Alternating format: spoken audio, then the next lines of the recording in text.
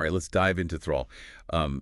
Richard Beauchamp, he really crafts a chilling tale here. We're going to kind of unpack it all together today. So the goal, giving you enough to, decide if you want to read it Yeah. without spoiling anything. Yeah. A tricky balance. Yeah. But, what might hook you right away is the setting. Beauchamp kind of drops us right into the Ozark Mountains, present day, but it's not just like a generic rural backdrop. This is a community really steeped in its own history, a history of mining and a deep suspicion of outsiders. Okay, that already sounds like the perfect breeding ground for some creepy secrets. And you mentioned mining. Is that going to play a part in all this? Yes, let's just say the past has a way of echoing into the present in Thrall. And on top of that, there's this impending eclipse that has the locals on edge. They believe it's tied to the unsettling events that begin to unfold. And their fears aren't exactly unfounded. Ooh, I love when authors weave in celestial events like that. Adds a whole other layer of tension. So what kind of events are we talking about? How does the mystery first, kick off? Well, it starts with a rock band's van crashing in the Ozarks. Seems almost cliche, right? Yeah. But from that familiar horror trope, things take a very unexpected turn. The band's drummer, Jesse, ends up separated and then abducted. And that's just the first thread Beauchamp starts to unravel. Abduction in an isolated community. Yeah. Steeped in folklore, wary of outsiders. Yeah. I'd say my interest is officially piqued. But you mentioned other threads. Tell me more. Think of it as a tapestry of anxieties. You've got Susanna, the local vet, finds herself dealing with a series of animal deaths. But these aren't your everyday cases. Something deeply disturbing is happening to the wildlife. And then we have the sheriff trying to hold everything together, I imagine. Small-town law enforcement in a story like this. Never easy. You're right on the mark. Sheriff Baumgartner is battling not only the escalating chaos in his town, but also his own personal demons.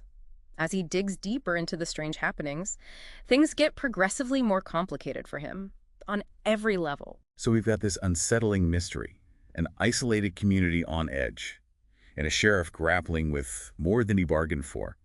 And all this is happening under the shadow of an eclipse that feels like a bad omen.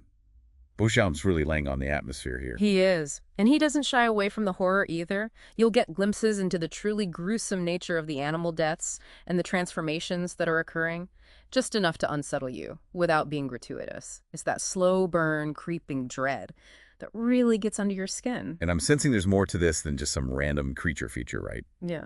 What are some of the deeper themes that Beauchamp is weaving into Thrall? One of the things that struck me was how he explores the darkness that lies beneath the surface of seemingly ordinary people. We see how fear and suspicion can warp even the most basic human instincts, turning neighbor against neighbor. So it's not just about surviving the monsters, but about surviving the darkness within ourselves and our community. That adds a whole other layer of complexity. But who or what is at the heart of all this chaos? Is there a central antagonist or force driving these events? That's where the Coldona family comes in. They're this shadowy presence, deeply rooted in the town's history. And as the story unfolds, it becomes clear that they're intricately connected to everything that's happening.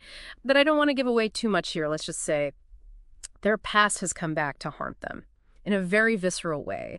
And it's not simply a case of good versus evil. Beauchamp doesn't shy away from presenting the creatures, these things that are terrorizing the town, as complex beings in their own right. That's intriguing. So they're not just mindless monsters. There's more to them than meets the eye. Precisely. There's this underlying sense of tragedy to them. You get the feeling that they're both victims and perpetrators, caught in this horrifying cycle that they can't break free from. And that cycle, it ties directly back to the Coldona family and their history, especially their connection to the silver mines. Wait, silver mines. You mentioned mining before. Yeah. But how does that play into the creatures in this whole cycle of tragedy you're talking about? Remember how we talked about the past echoing into the present? Silver is more than just a historical footnote in Thrall. It becomes a crucial element, you could say. You see, silver has this effect on the creatures. Okay, now that's just cryptic enough to make me want to dive into the book myself. Yeah. But let's stick with the spoiler-free zone for now. You're really piquing my curiosity with this connection between the Coldonas, the silver mines, and these creatures. Is Beauchamp drawing on any specific folklore or mythology with this silver element? He definitely taps into some classic horror tropes, but he gives them a fresh spin by grounding them in the real history and folklore of the Ozarks. And that's what makes it so effective. You start to wonder, what if those old stories, those whispers about the things that lurk in the dark, what if they hold a grain of truth? That's what gets me with good horror, when it makes you question the boundaries between the real and the imagined. So we've got this small town under siege, ancient secrets tied to a powerful family, and these creatures with a mysterious connection to silver. Where does Beauchamp take us from there? Does he ever give us a full look at what's lurking in the shadows? Oh, he does. And let me tell you, the descent into the caves, that's where the true horror unfolds. Beauchamp masterfully creates this claustrophobic atmosphere, this sense of being trapped with something ancient and malevolent. Ooh, I can already feel the chills.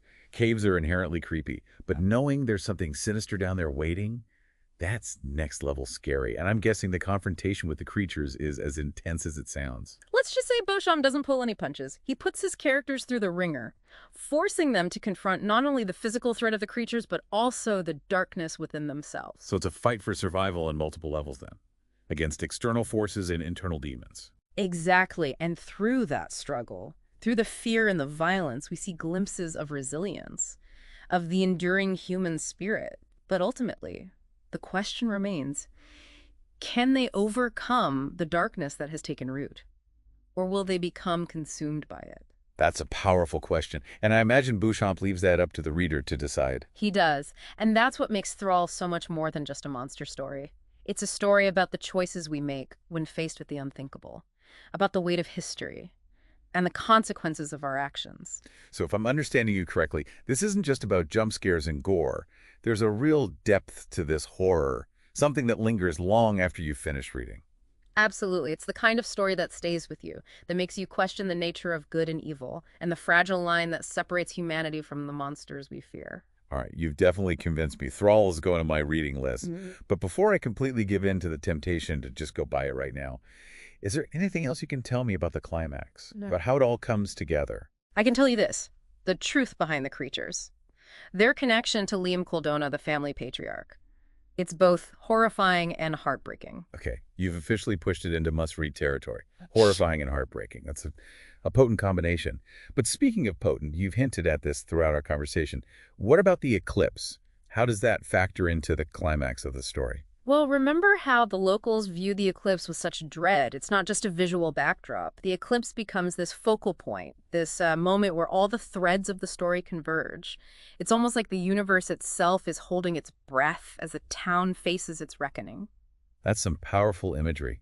So we have this sense of impending doom, these ancient secrets coming to light, and these creatures that blur the line between victim and monster. What kind of lasting impression does Thrall leave on the reader? I think what will stay with you long after you close the book is the unsettling feeling that what happened in this small Ozark town could happen anywhere. Beauchamp really makes you question how thin that veneer of civilization is, how easily fear and prejudice can crack the surface and unleash something dark and primal. That's what makes great horror so compelling, isn't it? It's not just about the monsters, but about the monsters within us, the darkness that we all have the potential to unleash. And it sounds like Thrall takes that idea and runs with it in a very unique and unsettling way. Exactly. It's a story that gets under your skin and makes you think about the weight of history, the choices we make, and the consequences that ripple outward, sometimes for generations. And it leaves you with some lingering questions. Can we ever truly escape the darkness of our past? Or are we doomed to repeat the mistakes of those who came before us? Heavy stuff. But those are the kind of questions that make a book worth reading, wouldn't you say? Absolutely. Thrall is an exploration of human nature at its best and worst. A chilling reminder that sometimes the most terrifying monsters are the ones we create ourselves. So to wrap up our spoiler-free deep dive into Thrall, would you say this is a book for everyone? Or is there a particular type of reader who will really connect with it? I think anyone who enjoys horror with a touch of Southern Gothic, anyone who appreciates a story that delves into the darker aspects of human nature, will find something to appreciate in Thrall. But be warned, it's a book that will stay with you long after you've finished reading it. That's about as good an endorsement as I can think of. Well, I think we've accomplished our mission. We've given our listeners just enough to decide if they want to take the plunge into Thrall, without spoiling any of the major twists and turns. So, until next time, happy reading.